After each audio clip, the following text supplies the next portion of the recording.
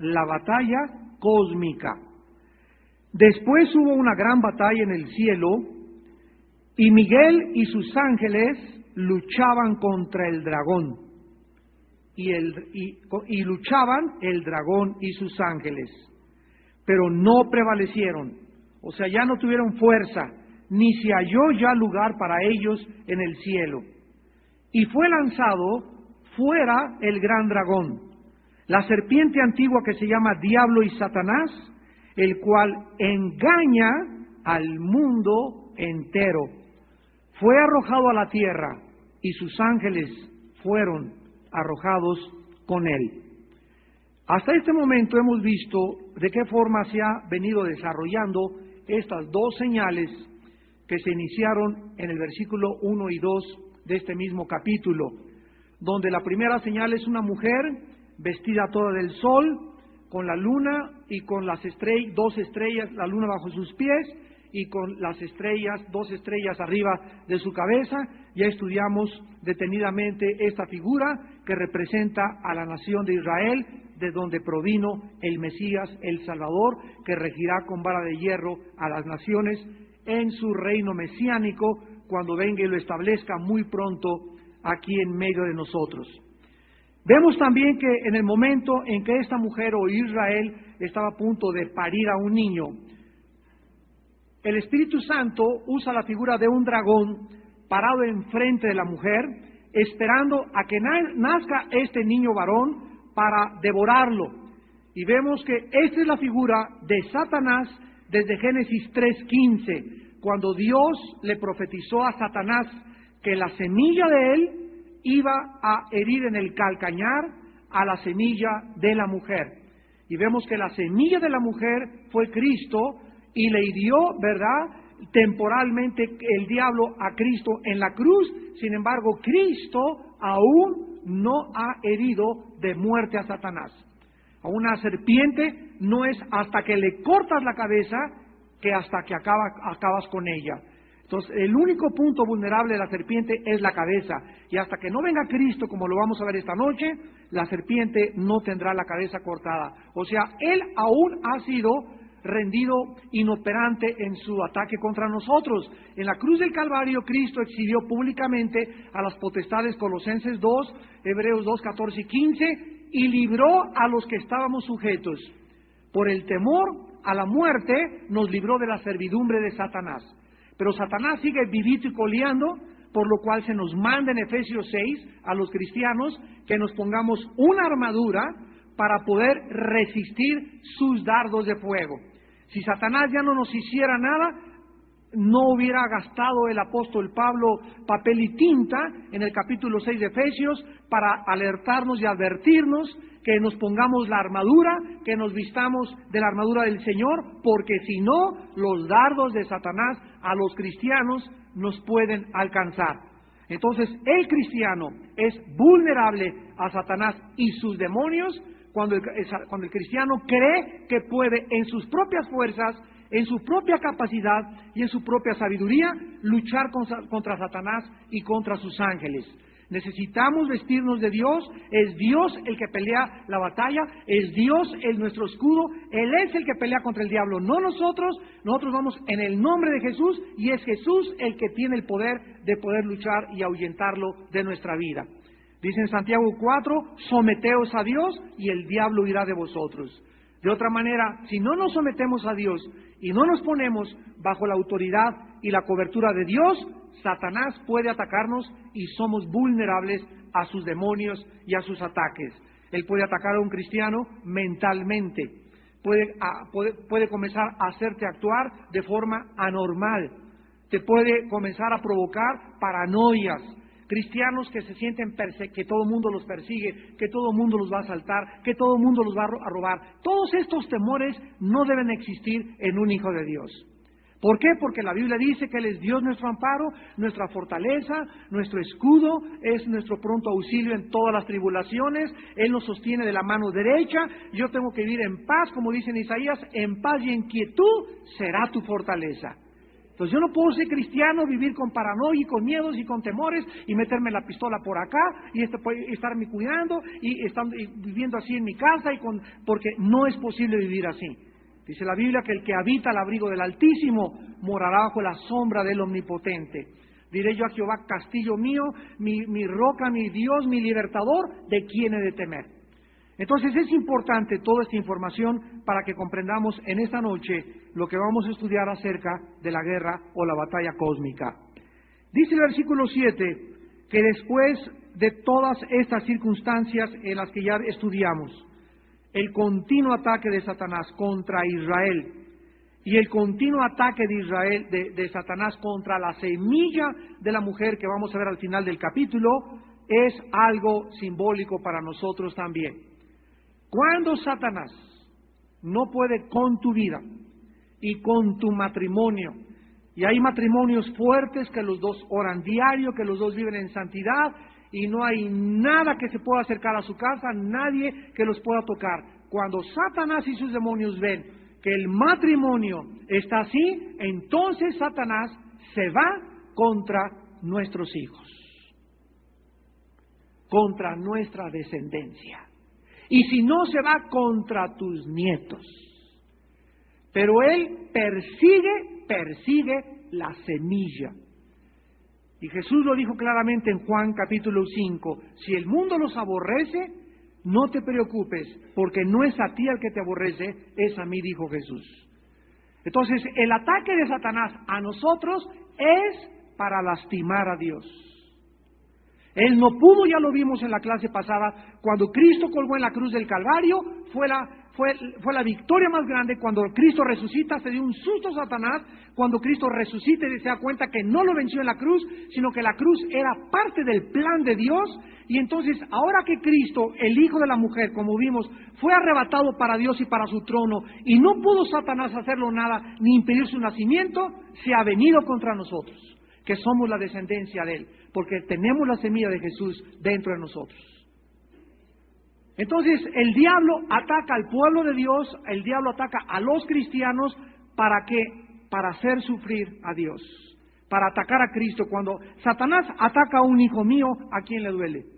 A mí, ¿verdad? Todos nosotros que somos padres sufrimos profunda, inmensamente, cuando alguno de nuestros hijos se está apartando o vemos que Satanás lo tiene ahí arrinconado. Sufrimos. Y sufrimos sobre todo cuando ya son mayores de edad, ¿verdad? Cuando sabemos que ya no podemos hacer nada y que ellos deben de pelear su lucha, y si no son cristianos, orar por ellos. Pero el ataque es contra nosotros para hacer sufrir a Jesús. Ahora imagínense esto, Jesús está en el cielo y dice en Hebreos, viviendo continuamente para interceder por nosotros, ¿verdad? Así dice. O sea, la labor, el ministerio de Cristo es pedir que nuestra fe no falte. Entonces Cristo me está viendo, ¿verdad? Que está sufriendo y está Satanás atacando mi vida, y Cristo está esperando entrar Él en acción y mandar a sus ángeles y sacar a esa serpiente de mi casa y sacar esos demonios de mi casa, mientras yo le grite, Jesús, ayúdame. Entonces, Dios está más que dispuesto, el que no escatimó a su Hijo, si Él murió por nosotros, ¿cómo no nos dará todo lo que le pedimos? ¿Cuánto más librarnos del enemigo? Entonces, algo que hace sufrir a Dios desde el cielo es ver que sus hijos están viviendo en pecado. Y que por ese pecado de sus vidas, Él no puede entrar en acción. Podemos sentir el corazón de Dios. Y lo mismo te pasa a ti con un hijo tuyo, como la historia en Lucas 16 del hijo pródigo. Lucas 15. Cuando el hijo se va de su casa, el padre no pudo hacer nada por el hijo. Él se fue y tuvo que desperdiciar sus bienes, pero el padre, ¿qué cosa? ¿Cuál es el retrato del padre ahí? Siempre lo estuvo esperando, con los brazos abiertos, hasta que regresara arrepentido. ¿No? Y no es hasta que regresa arrepentido el hijo pródigo que el padre lo abraza y le dice, hagamos fiesta. Este mi hijo era perdido y ha sido hallado. Estaba, ¿verdad?, como un limosnero, y ahora siéntate y disfruta de mi mesa y come los mejores manjares. Y traigan el mejor becerro y pónganle un anillo y calzado en sus pies. Es el retrato del cielo. donde Dios nos está esperando continuamente, pero muchas veces no podemos sentarnos a la mesa y tener paz y tener felicidad y disfrutar las cosas que Él nos ha dado por nuestra rebelión. Porque creemos que lejos de Él nos puede ir mejor en la vida. Y cualquiera cristiano que se aleja de Dios vive perdidamente y acabará dándole de comer a los puercos. Muy bien, vamos al libro de Daniel y vamos a comenzar a extraer de este libro algunas escenas que el Espíritu Santo nos corre el velo de lo que sucede en el mundo invisible espiritual, que no puede ser percibido por nuestros 5 sentidos, mas lo podemos encontrar y discernir en la Biblia. En Daniel capítulo 10 se nos revela que desde el capítulo 9 el joven Daniel, que se encontraba cautivo bajo el imperio babilónico, específicamente bajo el rey Nabucodonosor, comenzó a leer los libros de Jeremías, el profeta Daniel, y encontró, leyendo Jeremías, que el tiempo de la cautividad babilónica, que había sido 70 años, Dios dijo, 70 años serán cautivos en Babilonia. Daniel, leyendo a Jeremías, descubre que el tiempo de los 70 años de cautividad de Israel estaban a punto de cumplirse.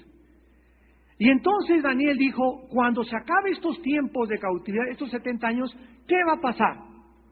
¿Qué será con Israel? ¿Restaurarás el reino otra vez, Señor? ¿Hay alguna otra esperanza para la nación de Israel? Entonces Daniel, para poder descubrir la voluntad de Dios, ¿qué hizo? Decidió ayunar durante 3 semanas, durante 21 días.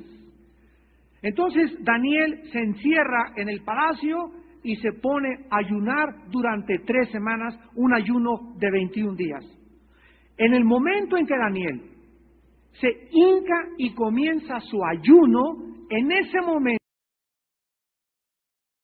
en el cielo, en el mundo invisible espiritual, la Biblia nos revela que Dios manda un ángel desde el tercer cielo, que son las habitaciones de Dios, manda un ángel al planeta Tierra, a este mundo, para que le trajera la respuesta a Daniel, de cuál era el plan, el programa de Dios para la nación de Israel y para la ciudad de Jerusalén.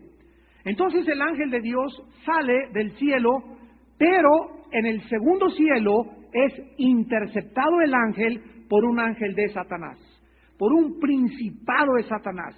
Y entonces ahí el ángel de Dios no puede bajar y comienza una guerra entre el principado de Satanás y el ángel de Dios, que no lo dejaba bajar a la tierra a entregarle el mensaje a Daniel. Y en el capítulo 10 se nos revela precisamente, y dice en el versículo 13, bueno, vamos a leer desde el versículo 10, he aquí, Daniel 10, versículo 10, he aquí una mano me tocó, dice Daniel, él es el que está escribiendo, e hizo que me pusiese sobre mis rodillas y sobre las palmas de mis manos, y me dijo, Daniel, varón muy amado. Fíjense nada más el concepto que tenía Dios de Daniel. Le llama varón muy amado. No solamente amado, era muy amado por Dios. Está atento a las palabras que te hablaré y ponte en pie. Porque a ti he sido enviado ahora. Mientras esto hablaba conmigo, me puse en pie temblando. Entonces me dijo Daniel, no temas, porque desde el primer día que dispusiste tu corazón a entender y a humillarte en la presencia de tu Dios, fueron oídas tus palabras. Y a causa de tus palabras, yo he venido. Está hablando ahí con un ángel, Daniel. Y dice el ángel, versículo 13, mas el príncipe del reino de Persia se me opuso durante 21 días, pero he aquí, Miguel, uno de los principales príncipes, vino para ayudarme y quedé allí con los reyes de Persia. O sea, en aquel tiempo estaba el imperio medo-persa gobernando. Y el ángel le dice a Daniel, el príncipe de Persia, sabemos que no era un príncipe físico material, sino un principado satánico, se me opuso. Y fue tan grande la oposición del principado de Persia que impedía que el ángel llegara con Daniel, que el ángel de Dios le tuvo que pedir ayuda al arcángel de Dios, al jefe de todos ellos, que es el arcángel Miguel. He aquí Miguel, versículo 13, uno de los principales príncipes. Por eso muchos teólogos deducen que hay varios arcángeles, aunque la Biblia específicamente menciona nada más a Miguel. Se cree que Satanás también era uno de los arcángeles. Entonces se menciona a Miguel como uno de los principales líderes o príncipes de Dios en el cielo. Vino para ayudarme y quedé allí con los reyes de Persia. He venido para hacerte saber lo que ha de venir a tu pueblo en los postreros días, porque la visión es para estos días. Vemos pues que este arcángel que se menciona en Apocalipsis 12, versículo 7, hubo una gran batalla en el cielo, Miguel y sus ángeles luchaban. Miguel es el jefe de los ángeles de Dios, es el arcángel de Dios. Y el único lugar en la Biblia, en Judas, antes de Apocalipsis, es Judas. Yehudá, en el versículo 9, se menciona claramente este rango de Miguel. Dice Judas 9, pero cuando el arcángel Miguel, en el hebreo archagelos o arcagelos, arch es un prefijo en griego que significa el primero de, y agelo significa ángeles. Entonces, arcángel significa el principal de los ángeles. Cuando el arcángel Miguel contendía con el diablo, disputando por el cuerpo de Moisés, etcétera, etcétera, ahí se menciona, ¿verdad?, que es este hombre, Miguel, este varón, es el jefe de los ángeles de Dios. Vemos nosotros que esta guerra cósmica, esta batalla de Apocalipsis 12, versículo 7, en el cielo, entre Miguel y el dragón y sus ángeles, no ocurrió en tiempos de Juan. Esto es muy importante. Ni tampoco está relatando la caída original de Satanás. Ni sucedió durante la crucifixión de Cristo. Esta guerra cósmica va a tener lugar en el futuro, cuando el dragón sea expulsado del cielo para siempre, para que jamás tenga acceso a acusarnos delante de Dios. Actualmente vamos a ver 3 pasajes donde se demuestran que Satanás sigue teniendo acceso al cielo. El primero, no lo busquen, es en Job 1:6. Dice la Biblia, se presentó Satanás y sus ángeles, los hijos de Dios, delante de Dios, y Dios le preguntó de dónde viene Satanás, y Satanás le contestó de rodear la tierra y de andar por ella. Un pasaje que sí vamos a leer es Zacarías, capítulo 3, versículo del 1 al 4. Es otro pasaje donde la Biblia nos revela la actividad de Satanás, que es acusarnos. Y después veremos otro pasaje en el Nuevo Testamento. Dice en Zacarías capítulo 3, me mostró el sumo sacerdote Josué, el cual estaba delante del ángel de Jehová, y Satanás estaba a su mano derecha para acusarle. Y dijo Jehová a Satanás, Jehová te reprenda, oh Satanás, Jehová que ha escogido a Jerusalén te reprenda. ¿No es este un tizón arrebatado del incendio? Y Josué estaba vestido de vestiduras viles y estaba delante del ángel. Y habló el ángel y mandó a los que estaban delante de él diciendo, quitadle esas vestiduras viles. Y a él le dijo, mira que te he quitado de ti tu pecado y te he hecho vestir de ropas de gala. Este cuadro en el Antiguo Testamento, donde Satanás está enfrente de Dios y tiene Dios a una...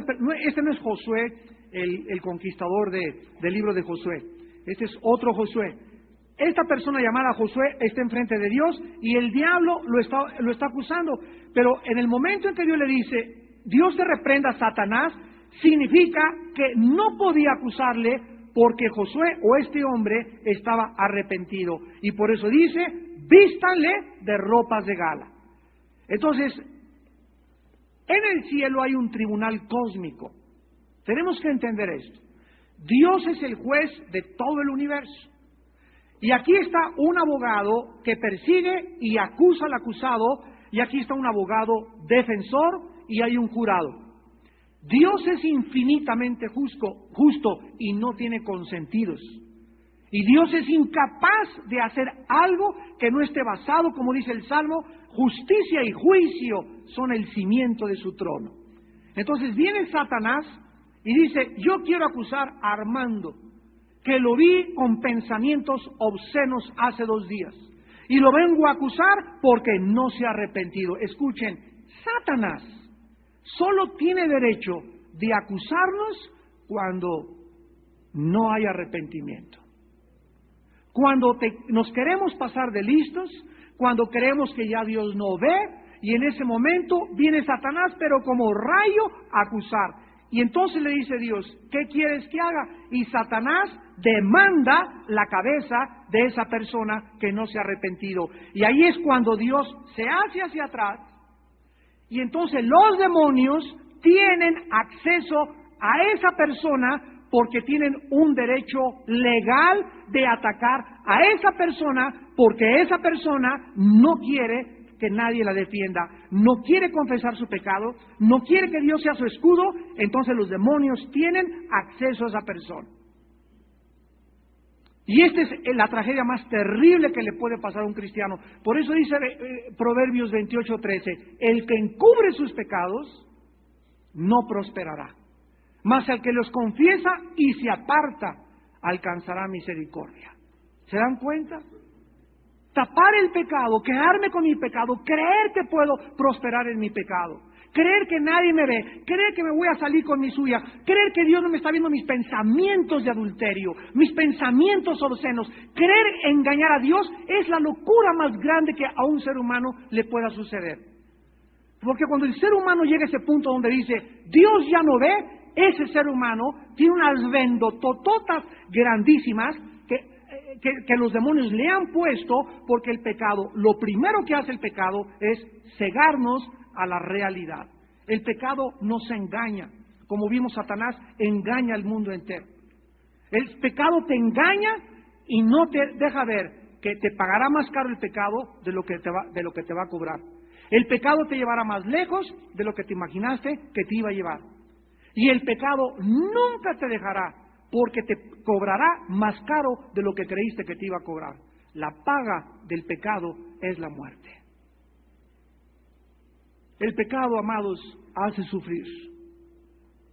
Hace sufrir. Y si nosotros entendiésemos eso, que caminando con Dios bajo al abrigo y bajo la morada del Omnipotente nos va bien, nos prospera, nos cuida, nos da paz, nos abre, nos da gracia, todas las cosas, dice, pídeme y te daré por herencia a las naciones. Al que no escatimó a su Hijo, ¿cómo no nos dará todas las cosas? Dios tiene tantas cosas que darnos, pero como dice en Isaías 59, vuestros pecados han hecho estorbo entre mi mano no se ha cortado para salvarte, Pedro, para salvarte, Lupita, Jorge, Pablo, etcétera, etcétera, pero hay algo que me impide, por lo que Satanás te está acabando con tu casa, está acabando con tu trabajo, está acabando con tu familia, y es tu pecado. El que encubre su pecado no prosperará. Pero si lo confiesas, Dios dice, nada más dímelo, Padre Santo, perdóname, Padre, me pongo de acuerdo y reconozco que estoy mal, y en ese momento, ¡prum!, un ejército de ángeles te rodea. El que confiesa sus pecados y se aparta, alcanza misericordia. Y Satanás se estrella contra él, y Dios le dice, Jehová te reprenda, tú no puedes tocarlo a él, porque está otra vez bajo la sangre de mi Hijo. ¿Entendemos cómo opera esto? Vayamos ahora al Nuevo Testamento, a la primera carta de Juan, primera de Juan capítulo 2, primera de Juan 2, antes de Judas, las 3 cartas de Juan, capítulo 2, y dice en primera de Juan 2, versículos del 1 al 2, hijitos míos, estas cosas os escribo para que no pequéis. Y si alguno hubiere pecado, ¿qué cosa? abogado tenemos con el Padre. Escucha, si Satanás ya no nos acusara y no tuviera acceso al cielo, no necesitaríamos abogado. Pero como necesitamos y seguimos necesitando un abogado, ¿para qué nos sirve el abogado? Un abogado es para defendernos. ¿Para defendernos de quién? Del único que es el acusador. Y el acusador no es Juan Diego, ¿verdad? Es Satanás. Entonces necesitamos un abogado, que es Jesucristo, y dice la Biblia que si pecamos, inmediatamente Cristo es nuestro abogado. Y dice el versículo 2, y Él es la propiciación por nuestros pecados, y no solamente por los nuestros, sino también por los de todo el mundo. O sea, el sacrificio de Cristo en la cruz fue expiatorio y se extendió a todas las almas. Mas no todas las almas se han apropiado de este sacrificio. Esto no quiere decir que la muerte de Cristo pagó por los pecados de todo el mundo, por aquellos que acepten su muerte como su Salvador. A los que le recibieron, Juan 1:12, les dio potestad de ser hechos hijos de Dios. Entonces nos damos cuenta que esto es gravísimo y que el cristiano tiene que entender que Satanás continúa hasta este tiempo, que es la tribulación, acusándonos, y nosotros no tenemos por qué ser acusados. Tenemos un abogado, y en esta noche, en este momento, tú que nos ves a través de la televisión también, en este momento, cuando oigas su voz, no te endurezcas. En este momento, si hay algo en tu vida que te atormenta, si hay algo que tu conciencia no te está dejando tranquilo, en este momento que el Espíritu Santo está usando la Biblia para redarguirte de ese pecado, en este momento sácalo de tu vida el pecado, confiésalo, díselo a Dios. Señor, he pecado contra ti, y dile específicamente en qué área has pecado. Y en ese momento hay una paz sobre tu vida, una tranquilidad sobre tu vida, vas a dormir tranquilo, no vas a tener pesadillas, vas a comenzar a sentir ya otra vez que Dios te vuelve a levantar, porque cuando el justo cayere, no quedará tirado, porque Jehová sostiene su mano. Pero Dios no puede levantar a ninguno de sus hijos si sus hijos no le piden que los levante. Él no puede violar nuestra libertad. Ahora, esta expulsión, regresamos a Apocalipsis, esta expulsión final del dragón en el cielo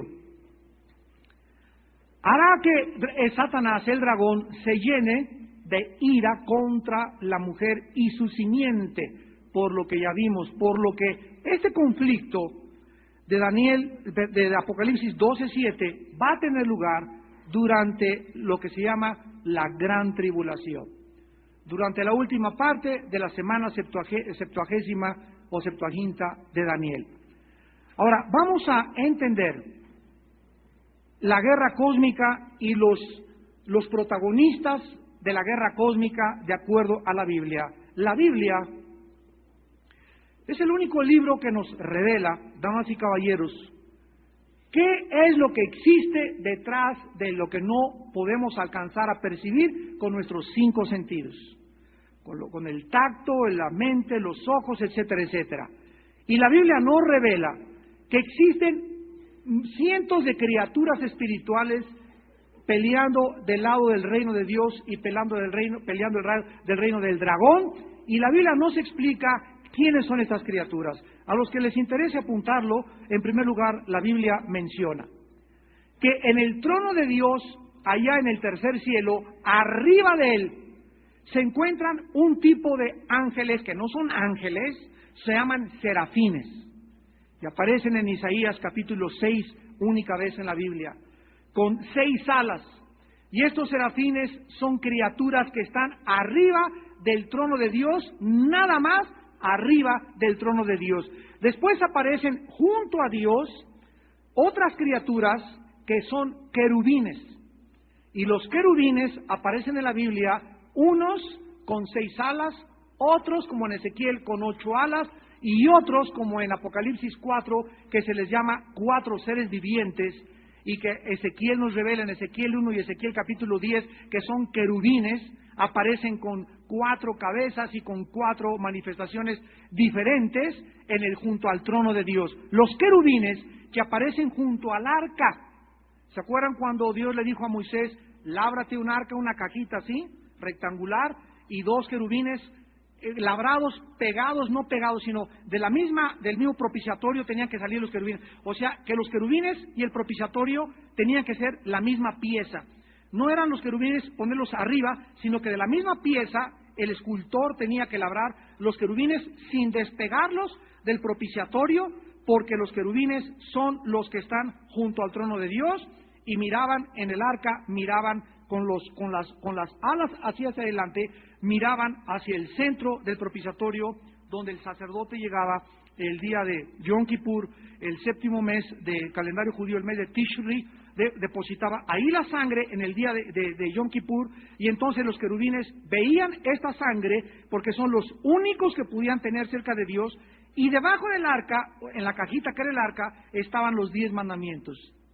Estaban debajo, en el arca, en la cajita adentro, estaba la vara de Aarón, y aquí abajo en la cajita estaba el maná. Entonces, los 10 mandamientos simbolizaban la ley de Dios. Simbolizaba el maná, el alimento de Dios, y la vara de Aarón, la dirección de Dios. Y todo esto está protegido por el propiciatorio y por la sangre. En otras palabras, cuando la sangre de Cristo nos cubre, ¿verdad?, y fue vaciada sobre nosotros, Él fue nuestro propiciatorio, y nos ponemos debajo del arca, Dios nos promete, ¿verdad?, poner su ley en nuestro corazón, darnos el maná, su alimento, y dirigirnos con su espíritu. Aleluya, gloria a Dios. Ahora, en tercer lugar están los ángeles. Y los ángeles, la Biblia en ninguna parte dice que tienen alas. Así que cuando alguien a mí me regala estatuas o figuras de ángeles, les digo, no son ángeles, tal vez sean querubines, no sé, pero nunca la Biblia menciona que los ángeles tengan alas, ni tampoco hay angelitos. O sea, no hay chiquitos y crecen, ¿verdad? Nada de chiquitos angelitos, son inventos de nosotros. Los angelitos, Santa Claus es la misma cosa. Después existen los ángeles caídos, que son los que ya vimos, la tercera parte de ellos se rebelaron y se fueron con el dragón en su rebelión contra el reino de Dios. Después tenemos a los arcángeles, que son los jefes de los ángeles, no de los querubines, no de los serafines, no de los 4 seres vivientes. Los arcángeles, o el arcángel es el jefe de los ángeles de Dios. Escuchen, ni los serafines, ni los querubines, la Biblia menciona que hayan bajado a la tierra. Las criaturas que Dios envía para bajar aquí a la tierra, para traer mensajes al ser humano, como la Virgen María, se le apareció Gabriel. Gabriel es uno de los principales correos ángeles de Dios.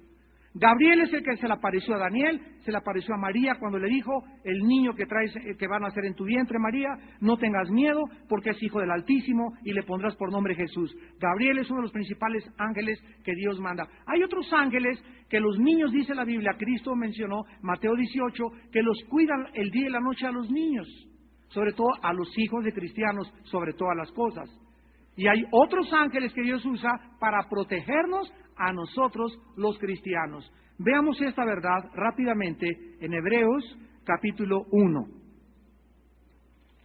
Entonces, dentro del género de los ángeles hay muy grande diversidad en funciones, pero recordamos, solo los ángeles, no los querubines, no los serafines, no los 4 seres vivientes, son los que Dios usa. Los ángeles están asignados para ayudar a Dios en el universo del segundo cielo hacia abajo, para el bien o para el mal. Dicen Hebreos 1, versículo 14.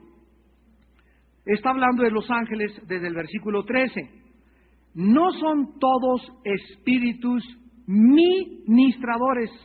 La palabra ministrar viene de la palabra griega leiturgios, de donde viene la palabra liturgia.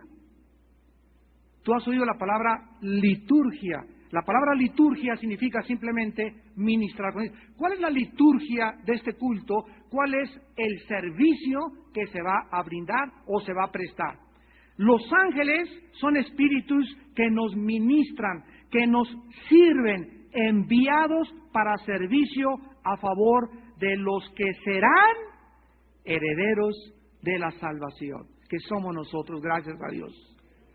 Enviados a nosotros que somos herederos de la salvación, enviados a mi favor. Los ángeles de Dios pelean a mi favor y a tu favor. Salmo 34:7. El ángel de Jehová acampa alrededor de nada más de los que le temen para defenderlos. En cuanto el pecado entró en nuestra vida, mete un video de pornografía a tu casa, mete una revista de pornografía a tu casa, mete una botella de whisky a tu casa, los ángeles salen pero por piernas. Perdemos inmediatamente la protección. Métela más de 140 en la carretera y se bajan los ángeles de tu carro. Ahí te ves, te dicen, ¿verdad? A mí no me eches la culpa. Ve por la calle y échale los perros a otra mujer. Dios te está viendo que estás viendo a esa mujer con ojos de avaricia. Pierdes la protección de los ángeles hasta que tú no confiesas esa mirada que le diste a esa mujer con ojos de lujuria. Hasta que no confesamos y no le digas en la noche, Padre, perdóname todo lo que hice hoy en el día. Tú sabes todo lo que hice. Te dice el Señor, dímelo uno por uno. Qué chistoso, ¿verdad? Pero perdóname, Padre, te pido por todos mis pecados en el nombre de Jesús. ¿Por qué quiere Dios que se los confesemos uno por uno? Para que nos sensibilicemos al pecado. Y le digas, Padre, esa mujer que yo vi ahora, me la comí con los ojos. Así díselo, Él lo sabe. Te echaste un taco de ojo. Señor, me robé esto, hoy a esa hermana le mentí. Lo que le dije no era verdad, porque no estoy seguro, fue una calumnia, Padre, perdóname. Y quiero decirte que si puedo reintegrar y puedo hacer restitución por mi pecado. Y es cuando regresan otra vez los ángeles a protegernos. Es por eso que muchos de ustedes, amados santos de Dios, y a mí también me pasa, ¿verdad? Cuando hacemos pecado, no lo confesamos, todo nos comienza a salir mal. ¿Cómo nos puede ir bien? Dice la Biblia, amó la maldición y esa le vino. No quiso la bendición y se alejó de él, dice uno de los salmos. Entonces tenemos la bendición y la maldición todos los días y nosotros escogemos lo que queremos para nuestra vida y todo se lleva a cabo en el cielo en una batalla cósmica. Ahora dice en Efesios capítulo 6, versículo 12, la organización de estas criaturas, por lo cual, así como aquí en la tierra, ustedes han visto las batallas en el cine de Troya, Alejandro el Magno, en el último Samurái, en todas las películas de guerra donde ven a los ejércitos uno contra el otro. ¿Qué es lo que vemos en las batallas? Un general, coroneles, sargentos, organización, falanges, se acomodan, etcétera, etcétera, estrategia. Y si no hay organización, la guerra del Golfo Pérsico fue perfectamente bien organizada para atacar. Cualquier guerra que haya, tiene que haber organización. Así están organizados el dragón y sus ángeles. Dice Efesios 6:12, porque no tenemos lucha contra sangre y carne, sino contra, miren ustedes el orden, principados son los que siguen de Satanás, del rey sigue el príncipe, contra potestades, contra los gobernadores de las tinieblas, contra los de este siglo, contra huestes espirituales de maldad en las regiones celestes. Vean ustedes que los ángeles tienen tres rangos, que son principados, potestades y gobernadores. Y ya vimos en Daniel que había un principado sobre Persia. Entonces Satanás tiene un principado sobre cada nación. Y así como cada nación tiene un presidente de la República y tiene 32 estados, México, 32 gobernadores, aparte del príncipe hay gobernadores. Satanás tiene un principado para México, un principado satánico para Estados Unidos, uno para Guatemala, para cada nación, y aparte tiene en México, en cada estado, un gobernante de cada estado. Y quiere hacer problemas en el gobierno de Morelos, y quiere levantar en el gobierno de Chiapas, y Satanás tiene perfectamente organizado todo. Debajo de los gobernadores vienen lo que se llama, las potestades, vienen los gobernadores, y vean que al final están los demonios. Los demonios son las huestes espirituales en las regiones celestes. O sea que los demonios y los ángeles son dos seres totalmente diferentes. El cristianismo los ha confundido y muchos han creído que es la misma criatura, pero la manera de actuar de los ángeles es total. Los ángeles nunca se posesionan de un ser humano. Los que entran a un ser humano son los demonios. Cuando Cristo le preguntó a Gadareno, ¿cómo te llamas legión? Le dijo, somos una legión. Una legión estaba constituida de 6,000 soldados romanos. Este simpatiquín, ¿verdad? Traía 6,000 chamucos dentro. En los oídos, en el cerebro, en el hígado, en el estómago, ¿verdad? Se meten por todos lados. Pero el blanco y el centro principal de los demonios es nuestra mente. Lo primero que hacen es, si asaltan esta fortaleza y la bloquean y me ciegan ante la luz, quedo en tinieblas. Y ya pierdo la brújula, pierdo la dirección, ya no sé a dónde voy, mis decisiones son equivocadas, comienzo a trastabillar, comienzo a caerme hoyos, porque el ataque es principalmente a cegarnos a la luz de Cristo. Y estas vendas son de las que Cristo nos libró. Dice 2 Corintios 4, porque el Dios de este siglo ha cegado el entendimiento de los incrédulos, para que no les resplandezca la luz del Evangelio. Entonces, si tú como cristiano vives en pecado, te ciega la mente. Y comienzas a creer que estás bien. ¿Y sabes cómo comienzas a pensar? Un cristiano que está en pecado, lo primero que un cristiano en pecado comienza a hacer es atacar a sus hermanos. No es que todos son una bola de hipócritas. Yo no soy más malo que esa que va a la iglesia y que se cree la muy. Y comienzan a tirar tibia y tierra y cualquier cristiano que tú oigas por ahí cerca, aquel cristiano, y lo comiences a criticar y a murmurar y a hablar mal de alguien, tienes cegada la mente. Porque acuérdate que si tú vives en Cristo, no hieres a tu hermano porque lastimas a Dios. Lo que digas de tu hermano, se lo estás diciendo a Jesús. Y Jesús dijo, no toquéis a mis ungidos. Entonces cuídate de hablar de un hermano en Cristo, porque estás hablando de Jesús mismo. Vemos en Colosenses también, después de Efesios sigue Filipenses, luego sigue Colosenses 1, ahí se nos da otro rango de organización en el cielo, y dice Colosenses 1, versículo 15, Él es la imagen del Dios invisible, está hablando de Jesús, el primogénito de toda creación, porque en Él fueron creadas todas las cosas, las que están en los cielos y las que están en la tierra, visibles e invisibles. Vean ustedes, aquí está hablando de la creación original. Entonces, Dios creó, antes que nosotros, tronos, dominios, principados, potestades, todo fue creado por medio de Él y para Él, y Él es antes de todas las cosas, y todas las cosas en Él subsisten. Vemos pues que el mundo espiritual está organizado en el reino de Dios y en el reino de Satanás. Ahora muy bien, no sabemos, ¿verdad? Aquí en Apocalipsis 12 regresamos, y dice la Biblia que esta batalla en el cielo es entre seres físicos, espirituales. ¿Cómo pelean los espíritus?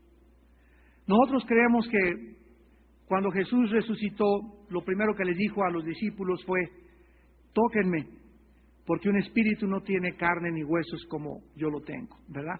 Pues creemos nosotros que un espíritu es algo que tú tocas y lo atraviesas. Es verdad que así es, pero los espíritus, de acuerdo a la Biblia, hay algunos que Dios les permite, como a los ángeles, materializarse como seres humanos. Cuando Cristo se apareció a los discípulos y le dijo a Tomás, pon tus manos en mis manos y mete tu mano en mi costado, Tomás se acercó y le puso sus manos en las manos de Jesús, y Tomás tocó algo sólido. La mano de Tomás no atravesó la mano de Cristo, estaba tocando algo tangible, algo sólido. Y cuando le puso su mano en el costado, sintió la herida de la lanza del soldado romano que le hizo en la cruz del Calvario.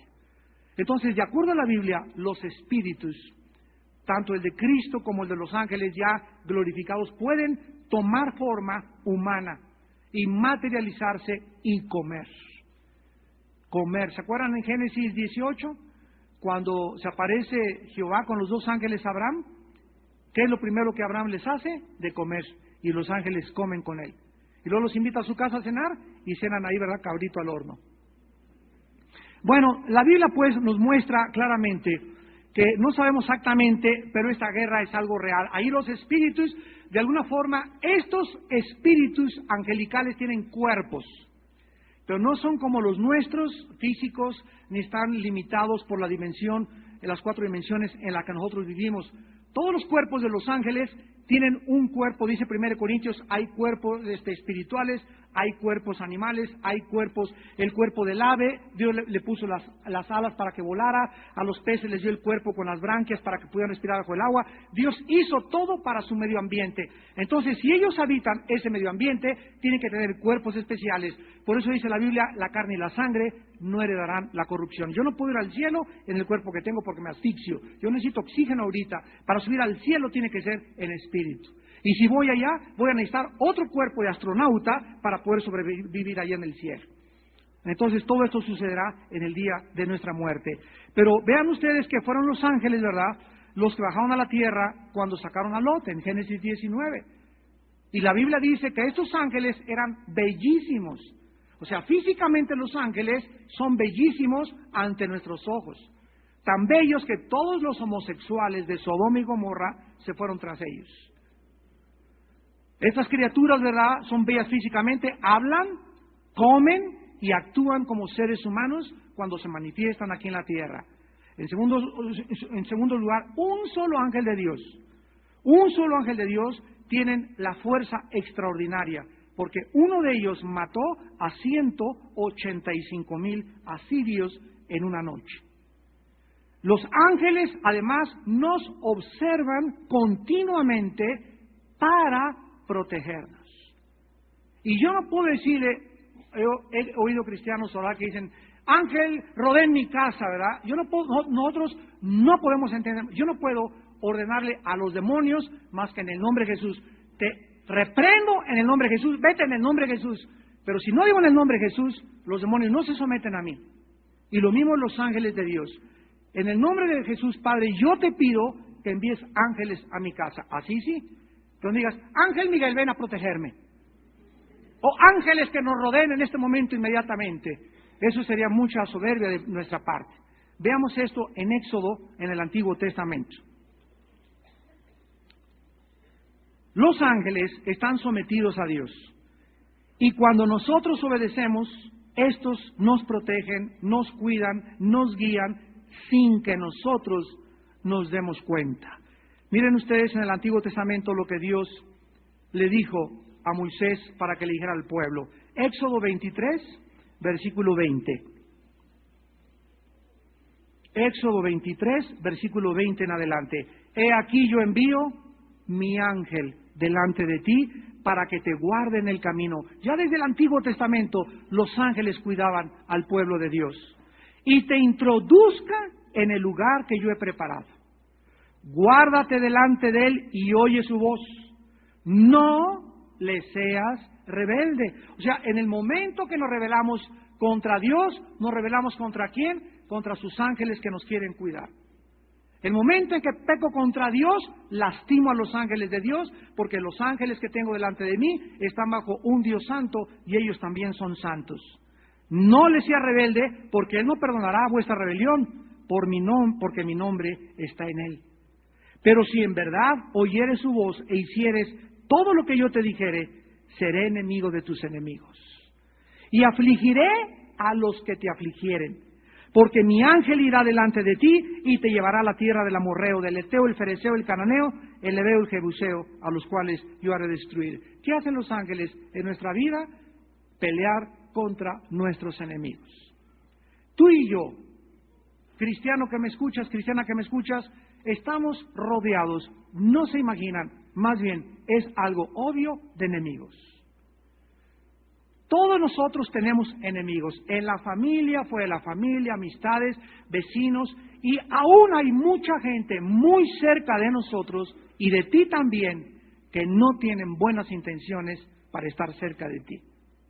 Y yo no lo sé, porque engañoso es el corazón más que todas las cosas. Y llegan y, ¿cómo le va, hermanito? Porque y traen un cuchillo Conan aquí atrás. Hermanito, ¿cómo estás? Y ande, te rebano todo ahorita si puedo. estas personas que están cerca de nosotros y los que están lejos, como no las conocemos, ni cuáles son sus intenciones, ni lo que están planeando en contra de nosotros, no debe a nosotros quitarnos la paz ni andar con paranoia. ¿Por qué? Porque Dios es mi escudo.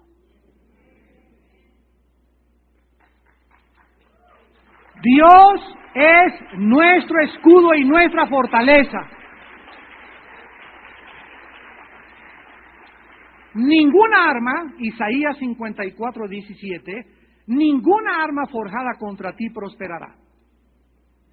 Ningún plan, ninguna maquinación que el enemigo o alguien trate de hacer contra tu vida va a progresar, porque esta es la herencia de los siervos de Jehová. Y mi salvación de mí vendrá, dice el Señor. Isaías 41, yo estoy contigo para defenderte. El que conspire contra ti, conspira contra mí. Y el que te lastime a ti, me lastima a mí.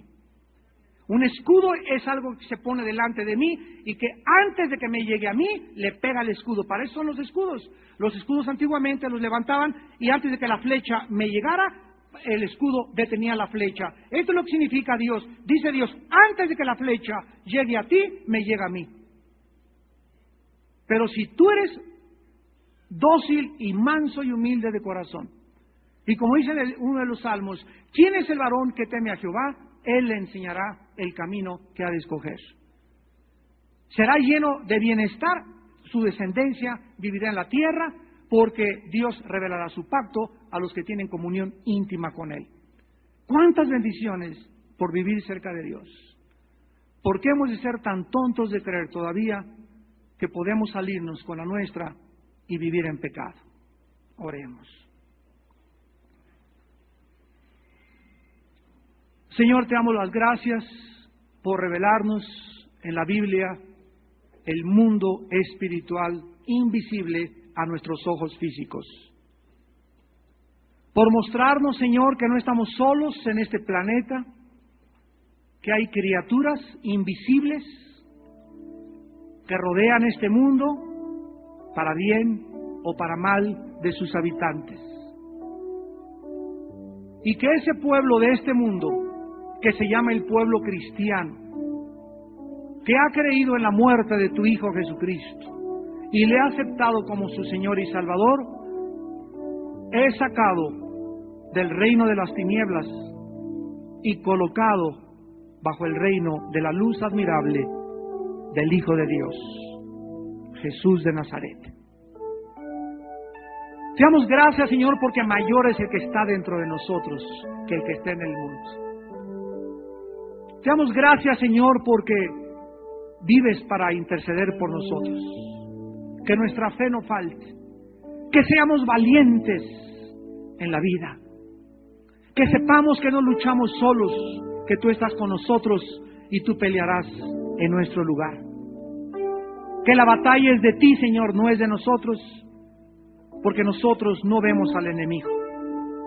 Y nuestra lucha no es entre nosotros, contra sangre ni contra carne, sino contra potestades invisibles, gobernadores de las tinieblas, millones de espíritus llamados malignos y demonios que están esperando la oportunidad de atormentarte, de quitarte el sueño, de robarnos la paz, la seguridad, la confianza y la esperanza que tenemos en ti, Señor. Por eso nos mandas, peleen la buena batalla de la fe. No temas, dice el Señor, porque yo estoy contigo, no desmayes. Yo soy tu Dios, que te esfuerzo. Siempre te ayudaré, siempre te sustentaré con la diestra de mi justicia. He aquí todos los que se enojan contra ti serán avergonzados y confundidos. Serán como nada y perecerán los que contienden contigo. Buscarás a los que tienen contienda contigo y no los hallarás. Porque yo soy Jehová tu Dios, y como cosa que no es aquellos que te hacen la guerra, haré con ellos. Yo te sostengo de tu mano y te digo en esta noche, no tengas miedo. Yo te ayudo. Oh glorioso Salvador, Dios de pactos, que guardas tus promesas, que cumples tu palabra, que guías nuestro destino. Bendito sea tu nombre. En esta noche habrá algunas personas, tal vez que nos vean por televisión también, que aún no tienen esta seguridad, esta protección. Esta es la razón por la cual vives con tanta paranoia, con tantos temores, con tanta culpa que atormenta tu conciencia. No tienes paz, no hay paz, dice Dios, para los impíos. Pero tú que en esta noche has oído que el Hijo de Dios murió en una cruz para pagar por tus pecados, invítale a tu vida en este momento. Ya no sigas viviendo sin Cristo en tu vida, perdido y confundido, sin dirección y bajo el control del dragón y de Satanás. En esta noche, ahí desde tu lugar, donde quiera que te encuentres, dile a Dios estas palabras. Si quieres invitar a Jesucristo a tu vida por primera vez. Señor mío y Dios mío, en esta noche me doy cuenta que estoy solo en la vida, sola, y que tú eres real y existes, y que te necesito profundamente. Oh Dios, gracias por hablarme en esta noche y decirme que me amas, que diste tu vida en una cruz por mis pecados, que Jesucristo es el Mesías, el Salvador, y que resucitó a los 3 días de los muertos, para vivir de aquí a mi muerte, para que mi fe no falte y viva para ti. Señor, me arrepiento de mis pecados en este momento. Te pido, Jesús, que perdones mis pecados y que entres a mi vida en este instante como mi Señor y mi Salvador. Te doy las gracias por lo que hiciste en la cruz en mi lugar, y te doy las gracias, glorioso Jesús, porque en paz me acostaré y asimismo dormiré esta noche, porque ahora solo tú me harás vivir confiado. Bendito Salvador. Amén. Nuestro programa de